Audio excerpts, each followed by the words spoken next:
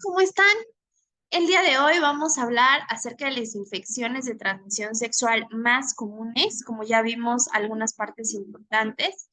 El día de hoy vamos a ver, pues, cuáles son estas enfermedades o realmente infecciones que aquejan el día a día de muchas personas. Lo primero que nosotros tenemos que saber es qué significa ITS. Antes estas siglas eran ETS, eran enfermedades de transmisión sexual. El día de hoy, la terminología correcta nos habla de ITS, o sea, infecciones de transmisión sexual.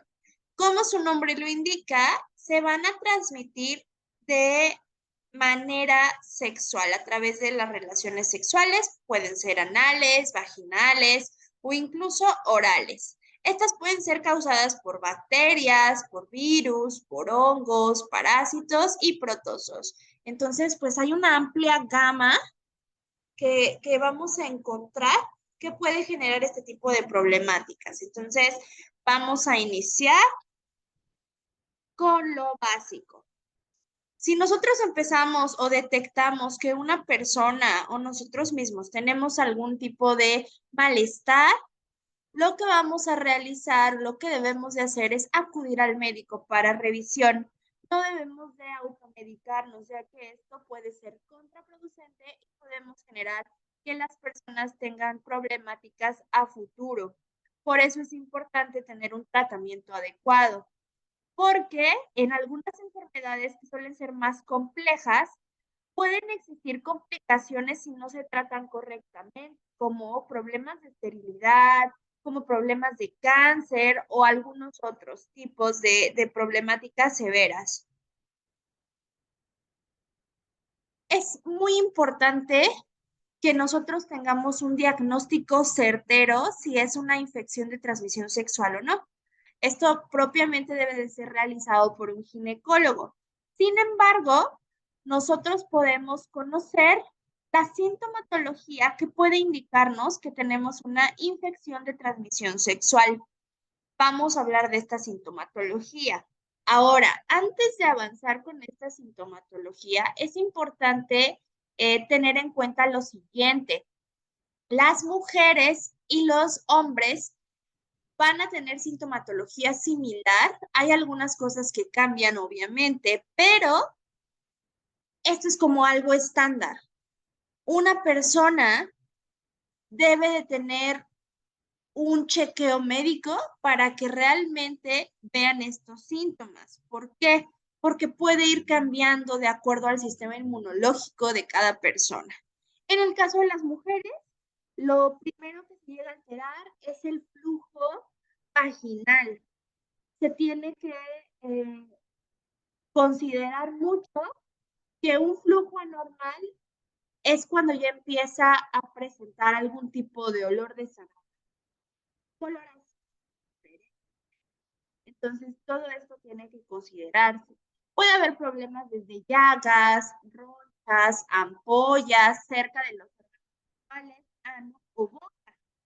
Hay inflamación de uno o más ganglios cercanos a la llaga, sobre todo en la zona inguinal. Puede existir dolor en la zona de la pelvis, en el área entre el ombligo y los órganos sexuales. Normalmente se va a dar más tipo de dolor. Enfermedades, infecciones, y escozor, sangrado por la vagina, sin tratarse de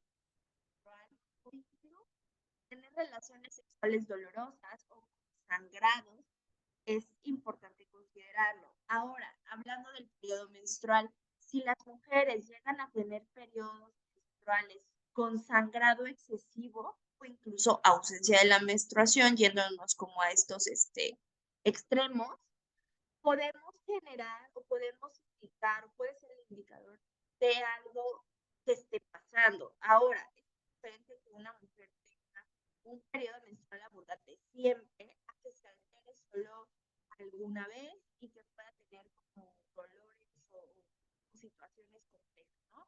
tanto la dismenorrea como la menorrea, tenemos que considerar. Dolor en la vagina durante las relaciones sexuales también es algo que nos indica o estos síntomas de alerta que debemos de considerar para poder acudir al médico. En el caso de los hombres, hay secreciones por la uretra, también pueden existir llagas, ronchas o ampollas cerca de los órganos sexuales, ano o boca, inflamación de uno o más ganglios cercanos a la llaga, dolor en los testículos, inflamación o dolor alrededor de los órganos sexuales, escozor o picor alrededor de los órganos sexuales, ardor al orinar o incluso al defecar. Entonces, esto es como el estándar. Si nosotros empezamos a ver algo así, hay que revisar, hay que detectar qué es lo que está pasando. Vamos a empezar con la primera infección sexual que tenemos que considerar como una de las más comunes, es la gonorrea. La gonorrea es causada por una bacteria llamada Neisseria gonorrhoeae y esta bacteria pues genera algunos síntomas que normalmente dependen de este periodo de incubación. Entonces se dan los síntomas entre los 2 a los 7 días o incluso más después del contacto sexual genital, oral genital o rectal, depende sea el caso. Ahora, más del 50% de las mujeres y entre el 5 y el 25% de los hombres no presentan síntomas, lo cual pues es mucho más peligroso porque entonces empieza a avanzar esta problemática y después es mucho más difícil tratarla. En el caso de la gonorrea, pues la podemos definir como una infección a nivel genital que se caracteriza por una secreción amarillenta y espesa, junto con molestias al orinar. Puede ir desde dolor o puede ir desde ardor. En el caso de una infección faríngea, es decir, en la garganta, suele ser asintomática, pero puede presentar molestias faríngeas o infecciones. En el caso de una situación anorrectal, puede haber secreciones amarillentas, espesas y picor anal. Entonces, es algo que tenemos que tener muchísimo cuidado porque pues la sintomatología suena bastante mal y yo creo que hay que tratar de evitar lo más que se pueda. Ahora, ¿cómo se transmite? Pues la mayoría de estas enfermedades o todas estas infecciones que vamos a ver el día de hoy se transmiten por contacto sexual. De ahí viene su nombre. Entonces, aquí se transmite de la pareja o de los contactos sexuales que se tenga. Si una persona está infectada con gonorrea, pues obviamente si tiene una relación sexual con esa persona sin protección o hay un intercambio de fluidos, pues se puede generar una problemática grave, ¿vale? Entonces es algo que tenemos que considerar bastante el tipo de problemática. Normalmente la gonorrea pues es una infección que es tratada con antibióticos. Entonces, por eso es importante acudir al médico para que se pueda tratar de manera eficaz la gonorrea, ¿vale? Puede producir muchas complicaciones, desde problemas de esterilidad, tanto en mujeres como en hombres, hasta alteraciones en otros órganos. Puede ir desde hasta articulaciones o incluso la piel. Y se puede transmitir al recién nacido en el momento del parto. Y algo característico es producir esta conjuntivitis, inflamación de la conjuntiva del ojo en el recién nacido, obviamente por el contacto con el canal de parto que puede generar esta problemática.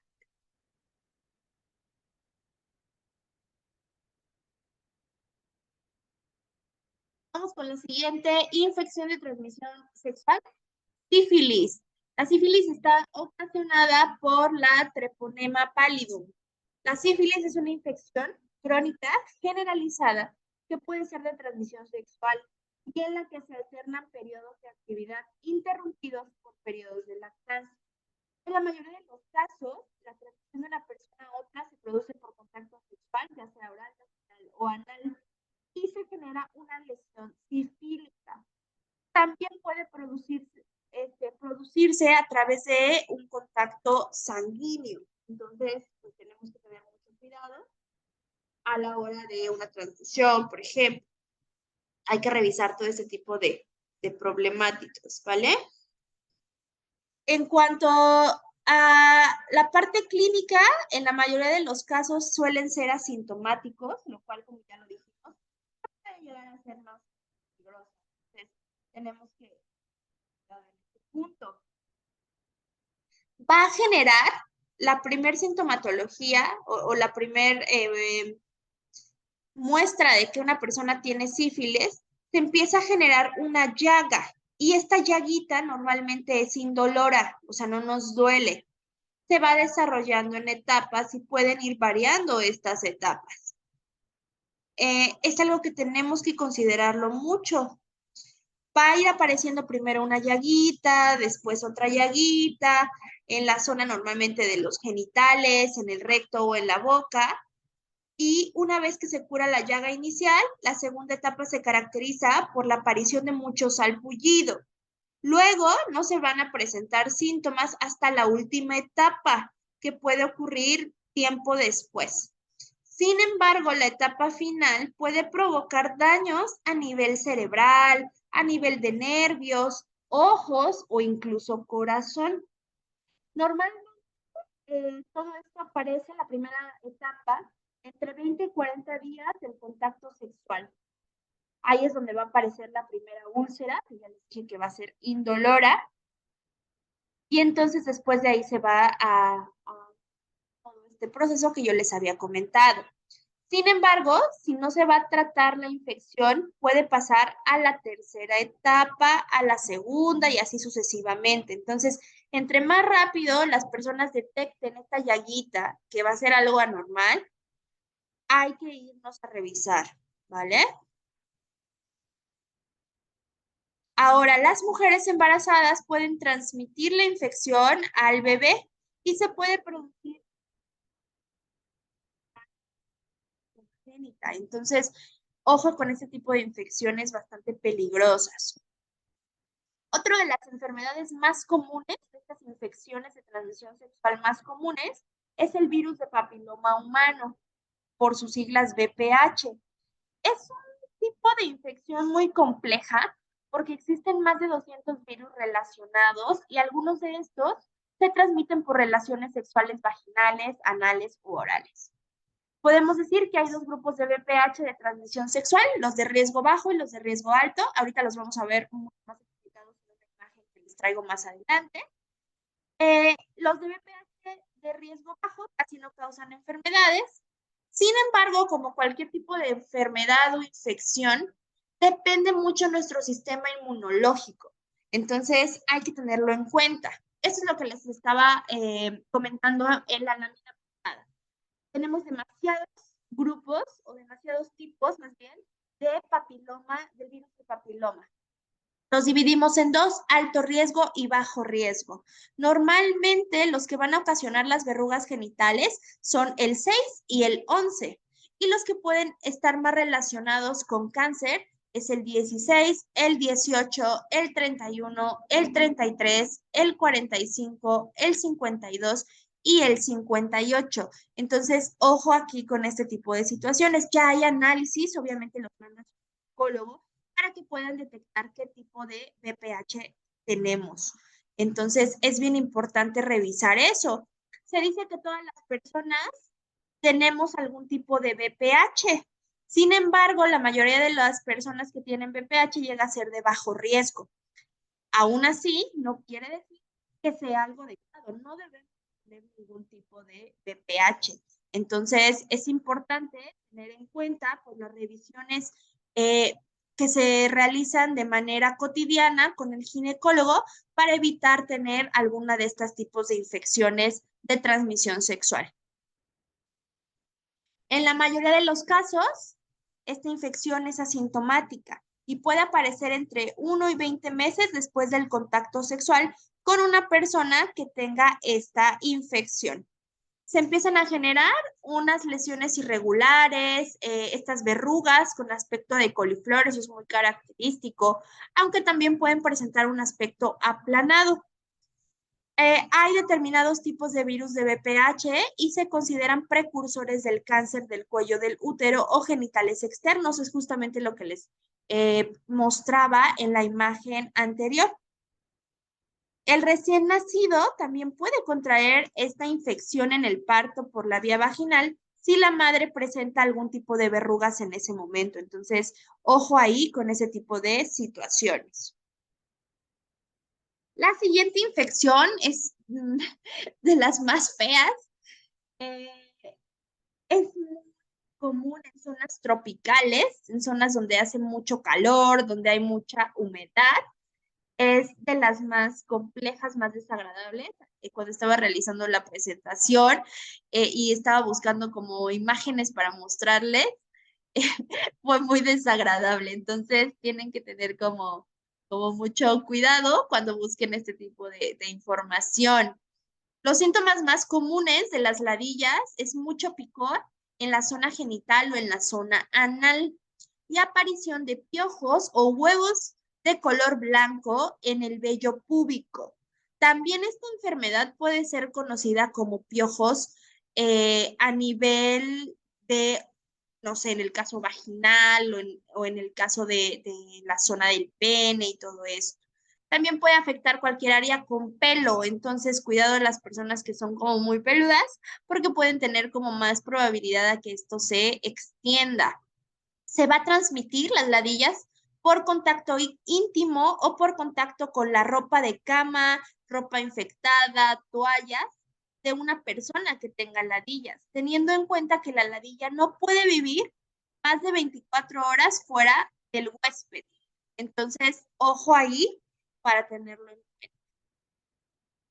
La candidiasis vulvovaginal es una enfermedad también muy compleja. Esta enfermedad es causada por un tipo de hongo. Este hongo normalmente es Candida albicans. Y los síntomas que vamos a encontrar más frecuentes en este tipo de infección es un picor importante y mucha secreción vaginal de color blanco y espesa, muy similar a una consistencia de requesón.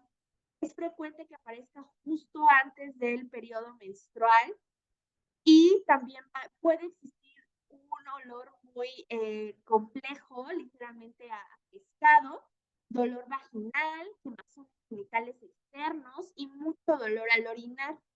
En el hombre puede dar una inflamación en el glande con zonas blanquecinas, picor y escosorenditazona. También el olor a pescado es muy característico, pero pescado como echadito a perder. Entonces, eso es algo que tienen que tener mucho cuidado. El periodo de incubación es de 2 a 5 días, donde se va a generar pues, toda esta parte de propagación o horizonte clínico. En la mujer no suele ser de transmisión sexual, sino que la cándida forma parte de la flora vaginal normal. Y cuando hay algún tipo de factor que desequilibra el pH o la acidez del flujo vaginal, la toma incorrecta de anticonceptivos, antibióticos o embarazo, puede ser que aparezca toda esta sintomatología. En los hombres, la transmisión sexual es lo más frecuente. Solo hay que tratar a la pareja sexual si presenta síntomas. Si la madre en el momento del parto presenta una candidiasis vaginal, el recién nacido puede tener una mayor predisposición a presentar lesiones de muget oral, o sea, unas placas blanquecinas en la mucosa bucal causadas por la cándida. Entonces, ojo ahí con ese tipo de situaciones. La siguiente es la clamidia. La clamidia es una bacteria, esta bacteria se llama Clamidia trachomatis. Con frecuencia no produce sintomatología. Si estos aparecen, se dan aproximadamente entre el 7 y 21 días tras el contacto sexual.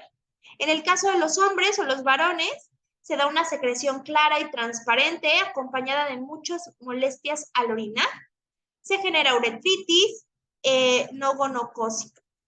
En la mujer se da un aumento de flujo, alteraciones de la regla, sangrado tras la relación sexual, es como de lo más común que se da en este tipo de infección. Tenemos que tener muy alerta toda la sintomatología, todos los signos. Hay que conocer nuestro cuerpo para saber qué está funcionando bien y qué no está funcionando de manera correcta. La infección se puede transmitir a la pareja o a los contactos sexuales y puede causar complicaciones graves como esterilidad, afección a la vejiga, enfermedades inflamatorias, enfermedades pélvicas, embarazos extrauterinos. La mujer embarazada también puede contagiar a el feto durante el parto. Se llega a generar conjuntivitis, infecciones de oído o incluso se puede dar hasta una infección pulmonar. ¿Qué es lo que nosotros podemos hacer como medidas preventivas? Bueno, usar preservativos masculinos o femeninos al tener relaciones sexuales vaginales, anales u orales. Hablar con la pareja sexual acerca de su pasado sexual y el uso de algún tipo de droga. Muchas infecciones de transmisión sexual, incluidas las infecciones por VIH-Sida, que ya revisamos en otro módulo anterior, no presentan signos externos de la enfermedad, por lo que es importante realizarse siempre un análisis y un examen de infecciones de transmisión sexual cuando se haya tenido una práctica sexual de riesgo. Hay que aprender a reconocer los indicios y síntomas de una infección de transmisión sexual. Si notas un síntoma que te preocupa de los que vimos al inicial o algún otro diferente, hay que acudir a un centro de salud, a un hospital, con nuestro médico de confianza, nuestro ginecólogo, para que solicitemos una revisión. Siempre es mejor descartar cualquier cosa. Si se tiene una infección de transmisión sexual, las personas que han tenido o tienen contacto sexual contigo, es conveniente que acudan a un centro para ser revisadas y poder recibir tratamiento si se considera necesario. Eso es responsabilidad sexual. Si sabes que tienes alguna enfermedad de transmisión sexual, alguna infección de transmisión sexual, es importante que contactes a las personas con las que has tenido relaciones sexuales para que puedan tener un tratamiento. Entonces, va mucho de la responsabilidad sexual, de una sexualidad saludable, que nuestro cuerpo esté sano, para poder también tener una vida sexual adecuada y agradable y fuera de cualquier tipo de estas infecciones de transmisión sexual. Les voy a dejar algunas preguntas que es importante que las respondan basándose en este módulo y en el módulo pasado, para que ustedes puedan tener como algo más completo acerca de lo que hemos estado viendo hasta el día de hoy. Estoy al pendiente si tienen alguna duda. Recuerden que a través de la plataforma pues pueden contactarme por si hay algo que no haya quedado claro, por si tienen alguna duda en la tarea, es importante. Si es una duda más específica, también pueden agendar una llamada a través de servicios escolares para poder aclarar la duda. Estoy al pendiente, cuídense mucho, estamos en contacto.